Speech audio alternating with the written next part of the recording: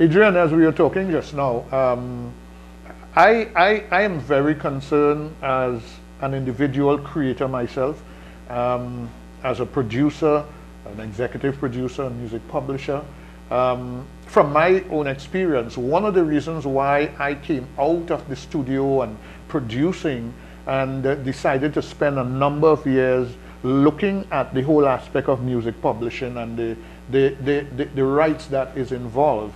Being a music publisher for the last 11 years, having the opportunity to travel abroad, particularly in North America, I have seen so much and have experienced so much, Adrian. When I'm back in the Caribbean, I feel a bit lost and sometimes a bit of sorrow because I hear people saying one thing over and over: music don't pay. That's not true.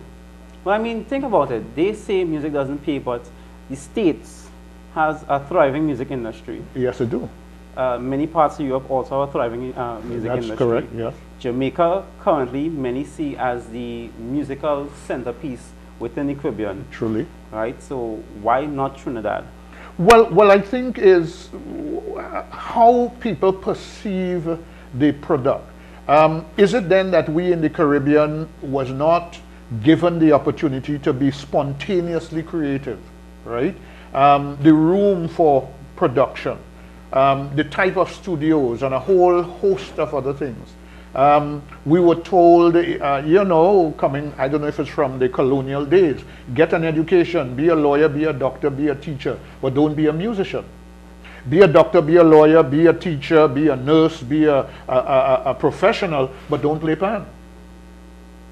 But in Trinidad and Tobago and in the wider Caribbean, as we said before, the amount of musicians we have in the Caribbean, something has to be done with that. And probably the governments and the organizations that is seeking to harbor or to bring together these elements have to now say, how could we earn an income off of the music? And we can. When I look at the United States and the other European countries, the GDP of the United States, 6.4% comes from the music industry. They, for 2011, from reports that I have seen physical documented figures of the music industry earning almost $1 trillion in the United States. Why can't we earn money in the Caribbean? One of the reasons, these rights.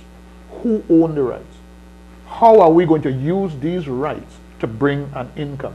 Last but not least, Adrian, music is paper. Music is contract. Music is documents.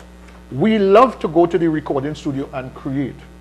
I am saying, protect what you create. Protect what you create, right? And there are the other areas of the designers. There's a whole lot of areas I think that we can cover probably later on, but the rights of these individuals, the creative people, the authors, the composers, when it comes to the mechanical rights or the performance rights, that should be protected outside of one of the, what we call the performing rights organization. There are other individuals, I think those rights could be given to protect as well. Well, like you said, we have a lot of talent within the Caribbean gene pool itself. Carnival, it fuels most of what we know musically. Right, yes. And it's not just in Trinidad, many of the other islands also have carnivals as well, right, or some other seasonal type activity where music is a mainstay. It's created almost every year, you understand? New product every year, year in, year out. And these islands can make quite a living off of their music alone, should they learn how to properly market and export it to the wider world. And like I said, it's a case of not knowing the rights, but hopefully shows like the one we're on here now, Caribbean Music Line, we are aiming to change all that, you know, widen your knowledge of what your rights are, copyright loopholes that you need to avoid, whom gets what at what time, you know. So it's a good thing that people sit and discuss and see where they can earn a living, because the nice thing about copyright laws is that everyone fits somewhere under at least one law, and several people fit under several laws, if I'm not mistaken. You can be both a performer, you can be a composer, you can be a producer. So already those are three other major rights you collect as well. Yes, yes. Because out of the 100%, if you are the author, if you are the composer, if you have the capacity to arrange and possibly produce, because you could go to a recording studio and the person behind the console and behind the equipment don't have to be the producer. You could just be an engineer taking instructions from the producer. Why? Because I am paying for my production. At the end of the day, give me a receipt, give me my production. Then, if you are paying for that, Adrian, you're the executive producer. I just give you 5 rights. And then you want to get airplay. So then you now could go to the radio stations. That's a mechanical right. Then you probably is the performer. You go and charge the promoter a fee, and then you are probably a musician. So that's neighboring rights. So one individual could have the conglomerate of rights, or that right could be shared individually. So we must be able to let them know that all these rights are there for the making, and there is a value to every right in the music industry. So start seeing $sign, folks, because trust me, they are there. You just need to see them where they are. And it's not wrong to see $signs. Money answers all things. I mean, so we need to devise and to create a way, so that we could really benefit from the industry that we have. We are creative individuals, then let us earn from our creativity. True. And even though the show is named Caribbean Music Line, we don't want those people outside that sphere to feel neglected.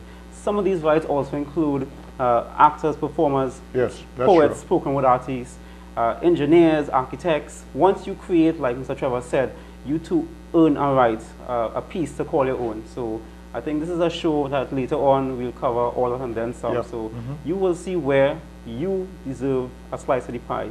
On the next episode of Caribbean Music Line, we'll be discussing a big right that many people seem to overlook, and I don't know why, because it's a big part of Carnival: performance rights. Yeah, performance. Performance rights. I mean, when the season for it, you have Caribbean, you have up the islands, you have the wider diaspora.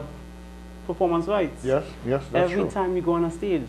But of course, more on that in another episode. So you want to tie anything in before we leave for pilot premiere?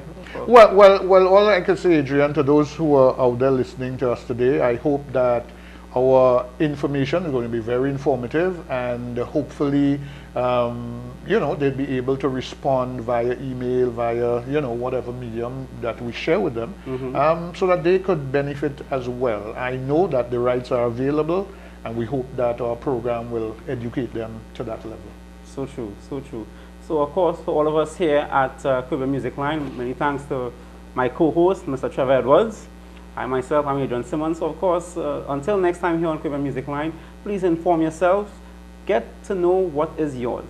You never know what will come out of it. See you next time.